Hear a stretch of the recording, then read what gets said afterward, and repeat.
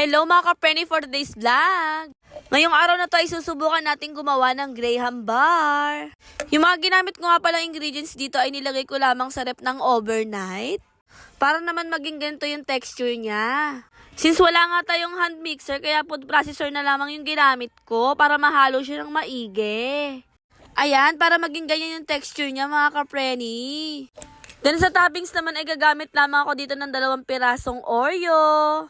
Then para naman sa ating magiging syrup ay gumamit lamang ako dito ng Milo. Alam nyo na mga ka-Penny, tipid deals lamang tayo.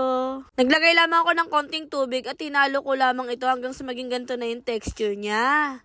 Then sinimulan ko na ang ilatag yung ating Graham sa isang square na lagayan. Hindi ko nga alam kung magiging success ito pero bahala na mga ka-Penny. Basta ang alam ko nagtry ako. Pero aaminin ko sa inyo mga ka-Penny, nagtry na nga ako nito at pumalpak nga yung una. Hindi ko nga lang alam dito sa pangalawa kung magsasucess na ba tayo. Pero ayan, binidyohan ko na mga ka-Penny para naman makita nyo. Lagay ko na nga din yung kunwari nating chocolate na syrup. Then ilalagay ko ulit yung isang Oreo.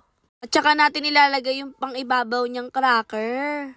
Bali, 4 na layer nga yung nagawa ko. Titignan natin mamaya kung magsasucess ba yung ating Graham bar. At ayan na nga mga ka-Penny, na i-freezer na nga natin siya overnight. At iniwa ko na nga ito sa may 4. Akin na nga itong binalot sa may foil. At sa wakas successful yung paggawa natin ng Graham bar. Yun nga lang ay medyo manipis siya mga ka-Penny.